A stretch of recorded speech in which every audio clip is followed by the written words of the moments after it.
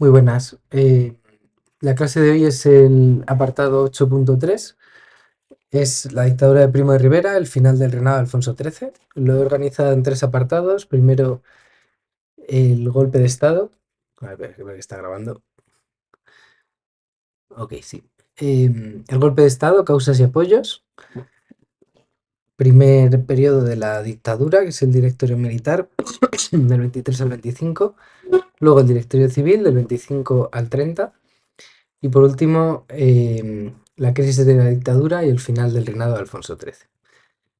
En cuanto terminemos el epígrafe, yo os lo voy a entregar impreso, igual que con el 8.1 y el 8.2.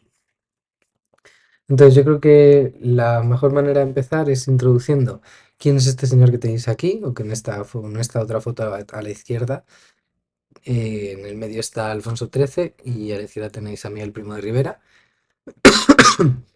Creo que para introducir quién es Miguel Primo de Rivera, lo mejor es leer estos dos textos de historiadores sobre el personaje. Dice, el régimen, la dictadura de Primo de Rivera, que en 1923 se establece en España, es la constatación de un fracaso. A lo largo del siglo XIX, España no ha sabido dotarse de un sistema político liberal y parlamentario comparable con el de Inglaterra o Francia. El modelo británico sobre el que se ha construido la monarquía restaurada en 1876 se ha manifestado inadecuado para la situación política y social de la península ibérica. Políticamente nunca ha funcionado correctamente. El fraude electoral y el dominio permanente de la oligarquía a través de las redes de clientelas y las jerarquías paralelas lo han falseado desde el principio. El obligado paralelismo cronológico entre Primo de Rivera y Mussolini no debe llevarnos a engaño.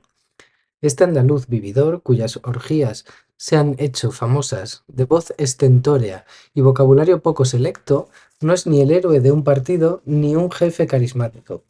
Nunca tiene un proyecto político a largo plazo y sus esfuerzos para dar una base más coherente a su régimen son simples esbozos y a veces caricaturas ridículas del régimen italiano. De este modo, la Unión Patriótica, cuya creación se decide en el 24, de hecho no tiene nada en común con el Partido Nacional Fascista de Mussolini.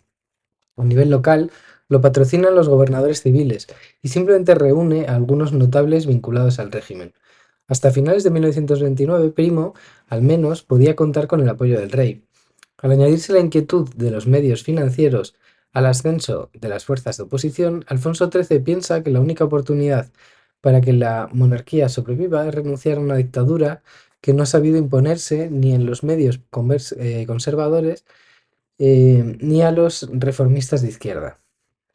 El 30 de enero de 1930 se consigue la dimisión de Primo de Rivera.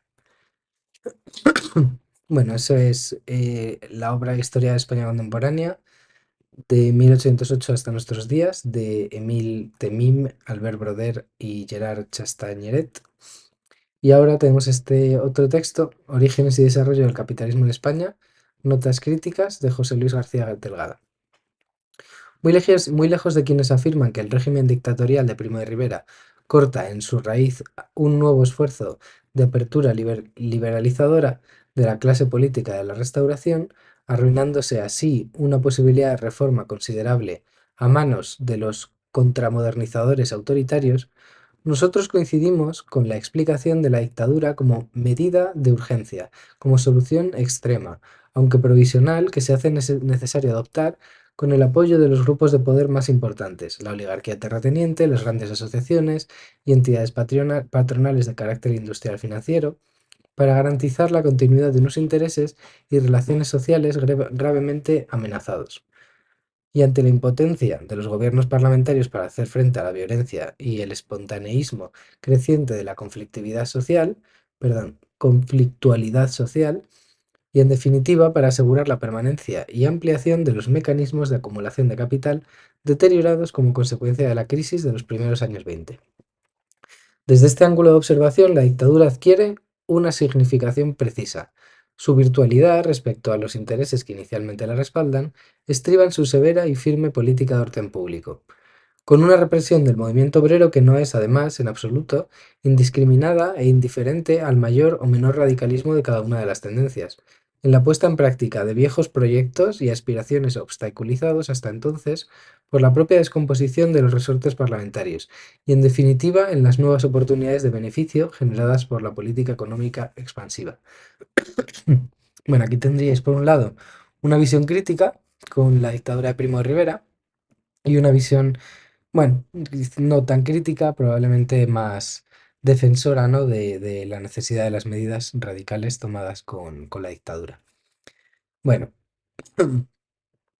em, en 1923, en el 13 de septiembre, Miguel Primo de Rivera, que era el capitán general de Cataluña, decide que manda al ejército a que ocupen los servicios de telefonía de Barcelona para así leer ante los periodistas que se habían convocado el comunicado en el que da su golpe de estado.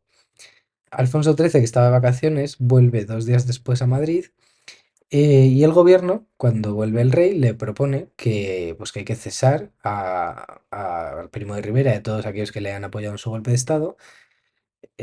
Alfonso XIII, que en un inicio pide tiempo, dice, bueno, vale, gracias por vuestra propuesta, gobierno, ahora yo voy a ver qué hago.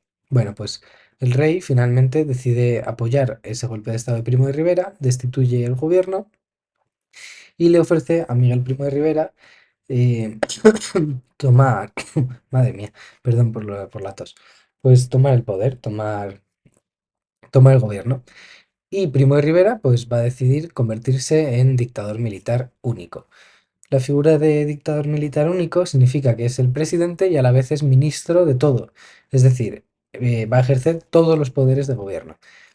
Lo que pasa es que claramente él no tiene ni idea de prácticamente nada más allá del ejército, con lo cual se va a hacer una camarilla, lo que se llama el directorio militar, es decir, va a ofrecer que se unan a su gabinete una serie de militares que le asistan en el gobierno. Entonces tenemos que Primo de Rivera, como dictador militar único, decide apoyarse solo en militares para ejercer su gobierno. Bueno, ¿cuál es el grado de complicidad de Alfonso XIII en el golpe? Ha sido bastante debatido. Por un lado, está claro que sorprende la pasividad, es decir, la inacción, ¿no? Lo poco activo que se muestra al inicio el rey frente al golpe de Estado, lo cual podría hacer entender que él ya conocía la situación. La otra opción sería, bueno, pues que simplemente, pues Alfonso XIII, ya os comenté al inicio del tema, que era bastante bobón o bastante Borbón, podríamos decir, y que pues tampoco actuaba mucho. Entonces, pues le llega así dado pues decide apoyar al militar. Alfonso XIII constantemente había estado apoyando a los militares cuando tenían conflictos con el gobierno civil. De manera que esto no es más que otro ejemplo en el que cuando el ejército y el gobierno entran en conflicto, el rey decide apoyar al ejército. La situación en España ya desde la crisis de 1917 era extrema, el sistema político estaba haciendo aguas, no conseguían resolver los problemas de conflictividad social, em, el país no iba bien económicamente y además con el desastre de anual de 1921, pues el ejército no quería que se publicara el informe Picasso, en el cual se iban a depurar las responsabilidades del desastre y muy posiblemente muchos oficiales de alto rango del ejército, e incluso el rey, iban a salir mal parados, de manera que el ejército habría perdido todavía más legitimidad. Entonces, antes de que ese informe Picasso se presentara en las Cortes, ocurre este golpe de estado de Primo de Rivera. Primo de Rivera va a tener el apoyo principalmente de Alfonso XIII, así como de esa parte del ejército que veía en peligro que se publicara el informe Picasso, pero es que también le van a apoyar un grupo social importante que tenía mucha importancia en España porque eran las élites, que lo que querían eran restablecer el orden, que todas esas crisis del 17, ese trienio bolchevique, ese anarquismo de Cataluña, pues se acaben y que se imponga el orden, claro, a través de la fuerza y de la violencia.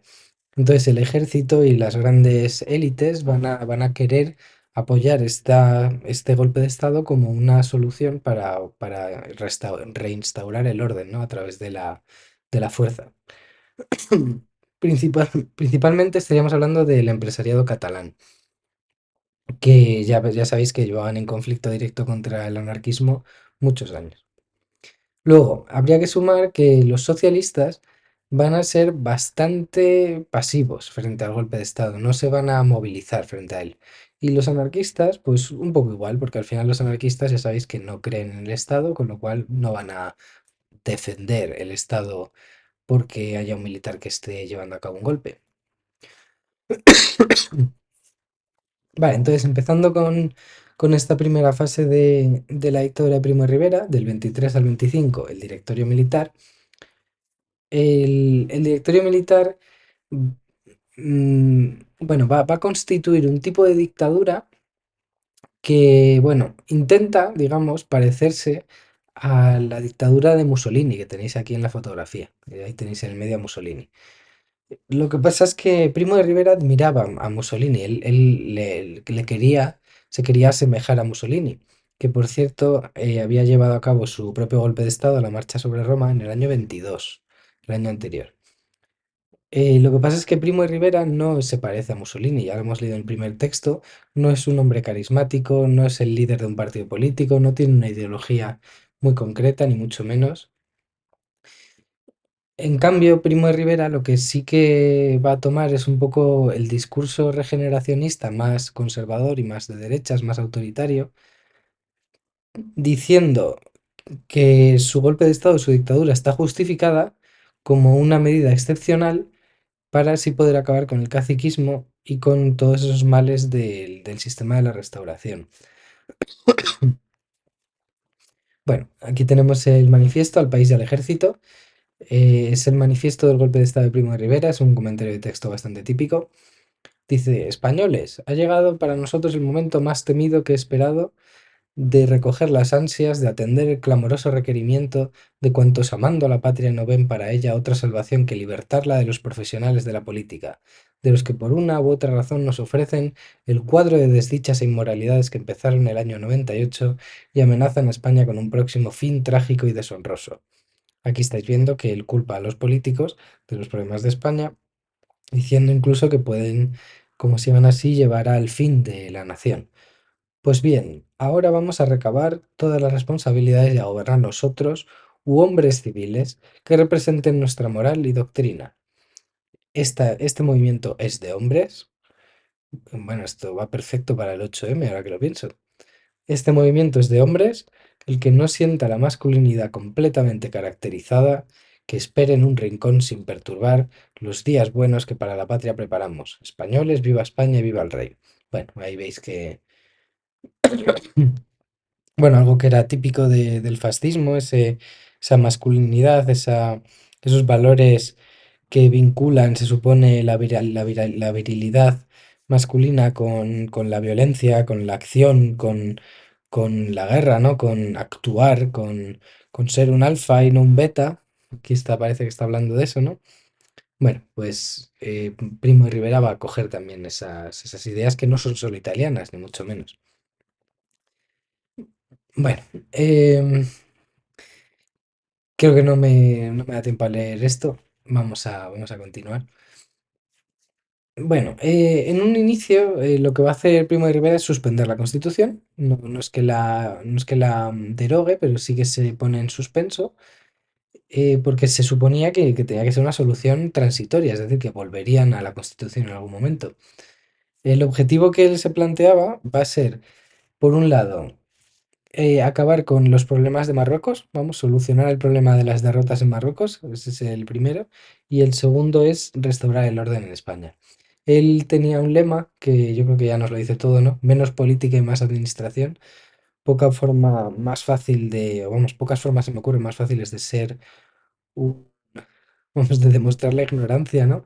Que decir que cuando das un golpe de estado y te pones a gestionar un país no estás haciendo política, estás administrando, es una estupidez, pero bueno. Y es que no tenían un programa político definido, ni mucho menos. sino que más bien va a ser ir improvisando con lo que va pasando en cada momento. Bueno, ya he comentado cuáles son los dos objetivos. Habría que hablar también de que Primo de Rivera tiene la suerte de que los años 20, a partir del año 23, van a ser el momento de recuperación al fin de la crisis de la Primera Guerra Mundial. La crisis de la Primera Guerra Mundial va desde el 18, bueno, en realidad desde el 17, hasta el año 22, 23, 24, que es cuando Europa se empieza a recuperar, justo cuando Primo de Rivera está llevando a cabo su dictadura. Bueno, esos dos objetivos, recuperar orden público, acabar con el problema de Marruecos, ¿cómo lo va a afrontar? Bueno, el caso del orden público es bastante fácil. Va a implantar el estado de guerra durante el 23, el 24 y el 25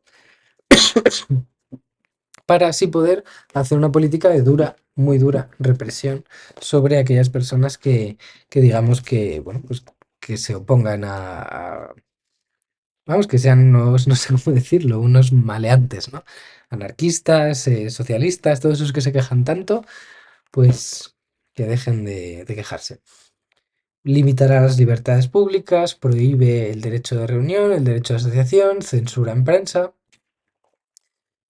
Sobre todo, va a asegurarse a través del ejército de que los anarquistas sean desarticulados, desorganizados. Va a perseguir constantemente a los anarquistas, va a perseguir sus locales, sus órganos de prensa, va a obligar a que los anarquistas básicamente se desorganicen y la CNT prácticamente va a quedar desarticulada en esta época. En el caso de Marruecos, lo que se va a hacer es llevar a cabo una intervención mucho más dura. Y para eso va a tener la suerte, a ver, voy a poner aquí, va a tener la suerte de que Abdelkrim va a cometer un error bastante grave, que es que se va a enfrentar a los franceses, va a atacar a los franceses. De manera que los franceses van también a declarar la guerra a Abdelkrim. Entonces España y Francia van a colaborar en llevar a cabo un gran desembarco en Alhucemas, que fue un desembarco enorme, una acción militar inmensa. Fue el primer gran desembarco militar de la historia de moderna, el cual va a ser un éxito porque Abdelkrim va a rendirse frente a ese desembarco militar inmenso y madre mía, lo siento mucho. Y se va a acabar con la guerra de Marruecos para el año 27. Claro, eso para Miguel Primo de Rivera es un gran éxito, ¿no? Ha acabado con los desórdenes públicos y ha acabado con el problema de Marruecos. Una cosa que no he comentado, que sería esta diapositiva de aquí. Inicialmente, Primo de Rivera era abandonista, él no estaba de acuerdo con seguir en Marruecos, pero una vez que entra en el poder es convencido para apoyar a los africanistas y la apuesta pues le va a salir bien. Claro, una vez que Primo de Rivera ha tenido éxito en sus dos objetivos, pues se ve legitimado para seguir en el poder, ¿no? Le ha ido muy bien, pues tiene derecho a continuar. Lo que pasa es que no va a utilizar esa oportunidad para volver a la constitucionalidad, sino que va a mantener su dictadura, pero con un nuevo directorio.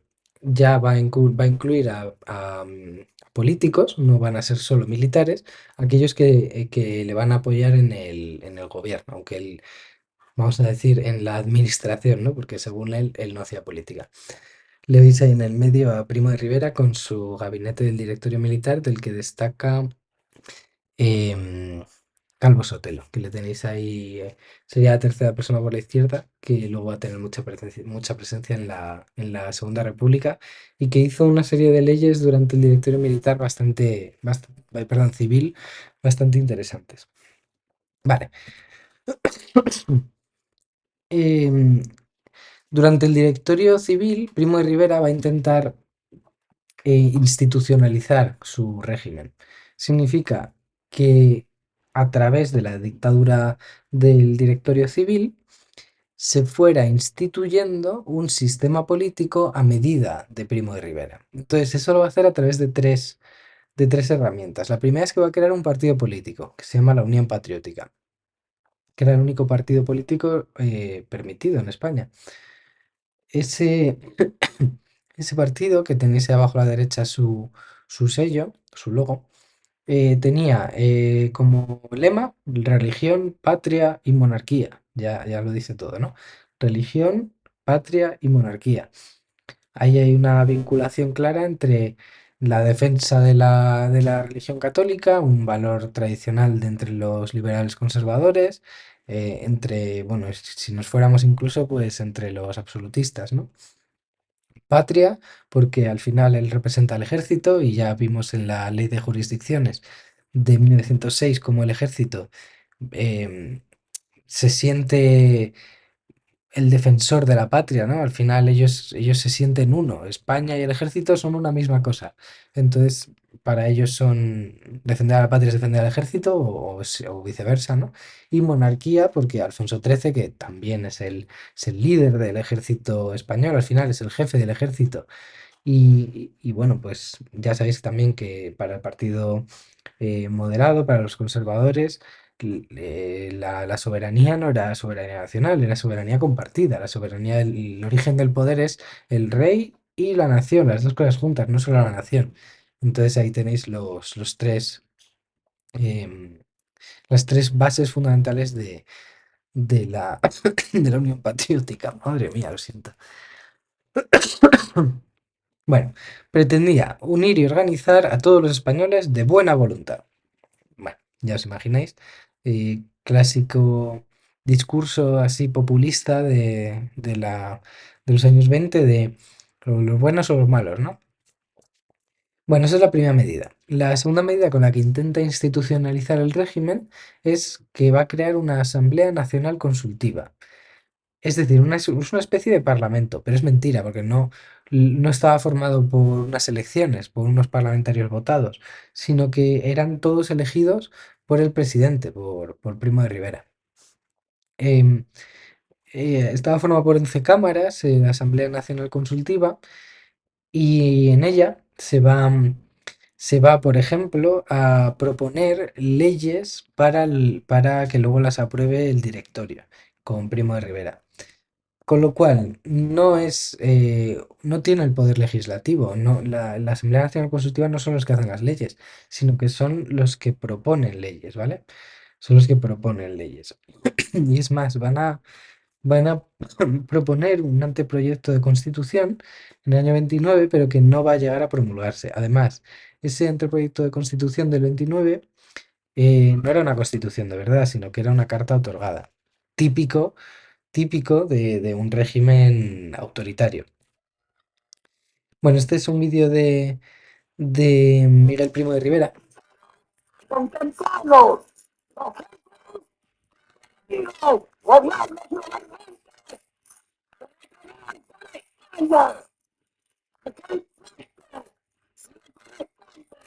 y todo esto a la vez, siguiendo la comparsa de abril, siendo un todo un modo materialista interesados en nuestro paso, esa resistencia, pasaron de lo debido. Esa resistencia no fueron a mera pasividad, sino que quisieron perturbar con hechos y con gestos, y por esto, esta trayectoria gloriosa. Bueno, ahí le podéis ver en acción a Miguel Primo de Rivera, veis que no era el mejor orador, ni mucho menos, más bien al revés. No tenía la mejor dicción tampoco, ¿no? No era el que mejor hablaba. Y bueno, pues ahí está hablando de los valores varoniles, bueno, no sé si él sentiría que él representaba, aquí le tenéis con Alfonso XIII, una gran virilidad, pero bueno. Vale. Entonces, tenemos que la dictadura de Primo de Rivera ha funcionado bien en un primer periodo, la del directorio militar ha tenido éxito en sus dos objetivos. Ahora se encuentra en una nueva fase en la que está intentando institucionalizarse, pero eso no se consigue, ¿vale? Tengo aquí a ver que lo consiga abrir. En el apartado de directorio civil, como objetivo estaría la paz social y entonces esto se va a hacer con una institución que son esos comités paritarios, es decir, son reuniones entre patronos y trabajadores. Lo que se crean son lugares en los que los jefes y los trabajadores puedan negociar, lo cual va a ser bastante bien recibido por el PSOE y por la UGT, principalmente por Largo Caballero, solo que a partir del año 28 se van a salir. Luego, se va a buscar también la prosperidad económica. Eso se va a hacer a través de una política económica intervencionista, es decir, propio de un país autoritario es que el poder intervenga sobre la economía, ¿no? Que controle la economía. Entonces eso se hace a través del proteccionismo, lo cual era una petición de las burguesías industrial catalana, siderúrgica vasca y cerealística castellana. Ya sabéis, subir los aranceles a los productos extranjeros para obligar a comprar los productos españoles. Luego, se van a realizar una serie de monopolios estatales, es decir, crear empresas que pertenecen al Estado y que son las únicas que tienen el derecho de vender un producto. Y los dos ejemplos más famosos son la Telefónica, que sería la actual Movistar, que es la empresa nacional de teléfonos y de telegramas, o también la CAMSA, que la CAMSA es lo mismo, es una empresa estatal para el petróleo. La idea es que el Estado cree unas empresas que controlen recursos que sean clave para el país, para que funcione bien el país, ¿no? Y bueno, esto, a ver, si me preguntas a mí, aunque, bueno, quizás mi opinión tampoco tendría por qué importar mucho, a mí me parece una medida correcta, porque al final, en los años 20 es un momento de inicio del capitalismo moderno y se entiende que hay ciertos sectores que son estratégicos para el buen funcionamiento del país, como pueda ser las comunicaciones por teléfono o telegrama o el petróleo. Entonces, para asegurar la estabilidad del país con esos recursos, se crean empresas que lo controlen. También se van a promover mucho eh, la construcción, madre mía, de carreteras y de pantanos. Lo mismo para mejorar, para modernizar las infraestructuras del país. Vale, pues vuelvo aquí a la diapositiva. Bueno, lo que pasa con este directorio civil es que va a irse poco a poco agotando, porque la oposición al sistema va a ir haciéndose más fuerte. Con la oposición al sistema me refiero principalmente a los republicanos, pero es que también estarían los liberales e incluso los conservadores, que van a ir reclamando cada vez más a Miguel Primo de Rivera el que vuelva a haber elecciones en España. Claro, los partidos dinásticos están siendo atacados por Primo de Rivera. Primo de Rivera haya estado culpándoles de todos los problemas. Esos partidos dinásticos, que a lo mejor en el año 23 estaban deslegitimados, 5 años después, en el 28, ya vuelven a tener más fuerza. Y ahora vemos que los partidos de la oposición, los republicanos, los socialistas o incluso los anarquistas, van a ir ganando fuerza. Voy a leer la diapositiva que tengo aquí. Sin embargo, estos intentos de erigir un nuevo régimen no obtienen apenas apoyos políticos. Por otra parte, la dictadura debió afrontar progresivas críticas, manifestaciones de oposición e incluso pronunciamientos militares. Destacables son las descalificaciones de intelectuales como Unamuno, la huelga de universitarios del 29, pronunciamientos militares de inspiración republicana, etc. Aunque sí va a contar, es cierto, la dictadura de Primo de Rivera, de un velado apoyo, es decir, de bueno, un buen apoyo tácito al sistema de la dictadura desde el PSOE y la UGT, que sí que apoyaban ese intervencionismo estatal. Claro, es que el intervencionismo estatal al final es una medida autoritaria que, por ejemplo, estaba llevando a cabo la Unión Soviética. Primo de Rivera, frente a esas críticas cada vez mayores, y cada vez está más aislado políticamente, va a decidir que necesita hacer una consulta formal a los capitanes generales de España, es decir, los mandos más importantes del ejército en el país, les va a consultar si todavía la apoyaban, si todavía le respaldaban. Las respuestas le van a sorprender por su tibieza, es decir, porque no son muy firmes en su apoyo. De manera que Miguel Primo de Rivera se convence de que está solo y el 28 de enero de 1930, cuando ya estaba bastante enfermo, va a dimitir y va a exiliarse en París, donde va a morir pues en un lugar, la verdad, nada lujoso, de enfermedad, sin sus hijos, va a morir solo y en muy poco tiempo, va a morir muy rápido. La verdad que da un poco de, un poco de pena. Bueno, una vez que ya no esté Primo de Rivera, Alfonso XIII necesita restablecer el sistema previo, porque no hay otra solución, ¿no? No, quiero decir, Alfonso XIII con la personalidad que tiene, que ya estamos viendo de que él básicamente hacía lo que le iban diciendo y lo que le ofrecía el ejército, pues lo que se le va a ofrecer a Alfonso XIII es que restituya el sistema parlamentario de la Constitución de Cánovas del 76. Y va a encargar a militares el que vuelvan a devolver a España ese sistema parlamentario. Y lo va a hacer a través de dos gobiernos. El primero es el gobierno de Berenguer. Berenguer es presidente en España entre, a ver que lo diga bien, entre enero y febrero de 1930 y 31. Y Aznar va a ser desde febrero del 31 hasta abril.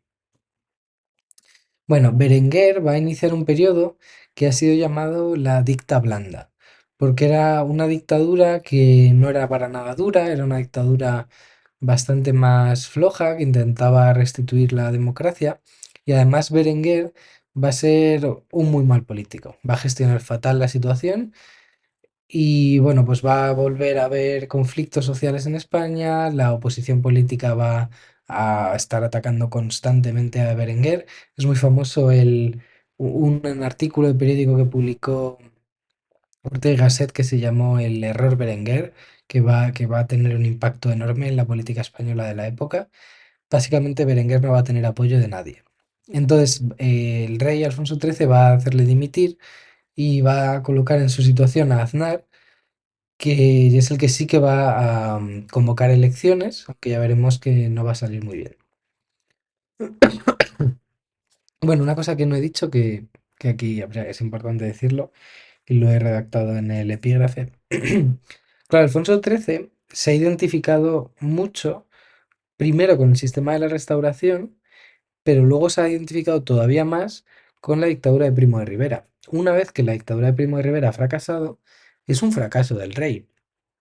Con lo cual, incluso monárquicos empiezan a criticar a Alfonso XIII, pero sobre todo los que más partidos van a sacar son los republicanos y los socialistas, que eran aliados políticos, y que ese malestar que hay en España contra Alfonso XIII, pues lo van a capitalizar muy bien, van a conseguir que les apoyen a ellos aquellos que no estén de acuerdo con Alfonso XIII.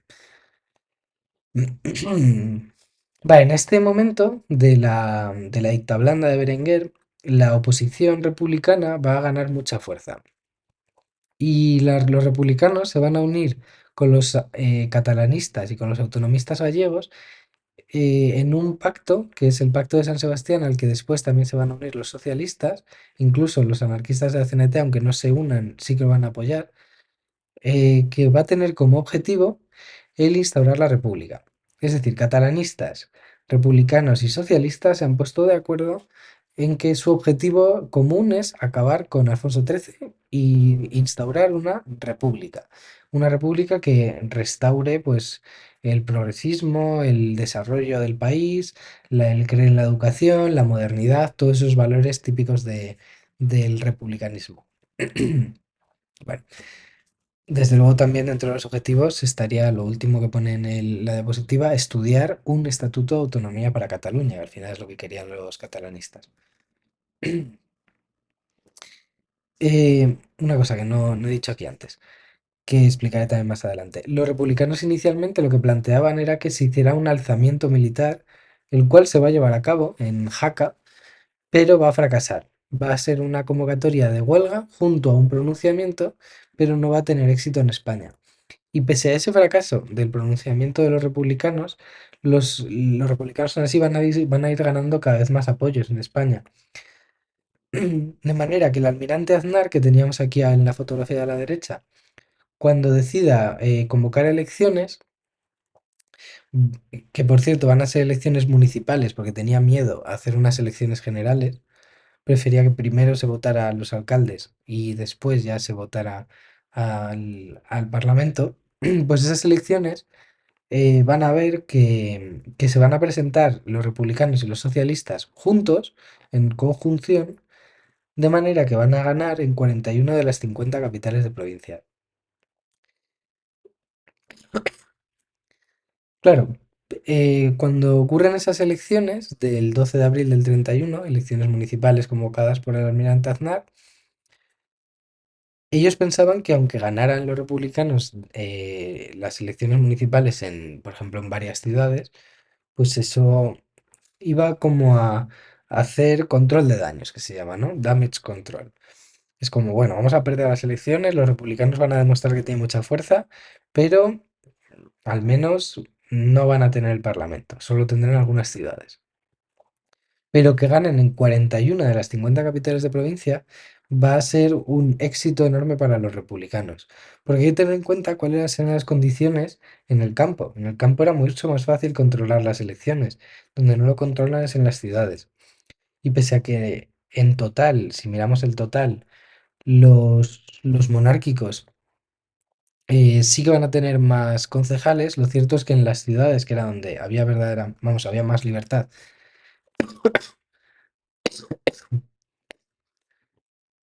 electoral, pues ahí sí que van a tener mucho más apoyo los republicanos. Aquí tendríais los resultados. Vale, entonces, que las elecciones acaben con un éxito en tantísimas capitales de provincia por parte de los republicanos y los socialistas va a ser visto como Alfonso XIII como un mensaje muy claro de que él no puede seguir en el país, que no cuenta con el apoyo de la nación y que tiene que abandonar el país. De manera que 2 días después de las elecciones, 14 de abril, se va a proclamar de forma espontánea en las ciudades la República, la Segunda República, y con lo cual el fin del reinado de Alfonso XIII. Así que nada, aquí acabaría el epígrafe. Os publico en el aula virtual el esquema, aunque, vamos, perdón, el tema redactado en base a este esquema que hemos estado viendo aquí. Y, y en clases lo daré imprimido ya. No hace falta que lo imprimáis en casa. Así que nada, que tengáis un buen fin de semana y feliz 8M. Nos vemos en la manifestación si vais esta tarde. Hasta luego.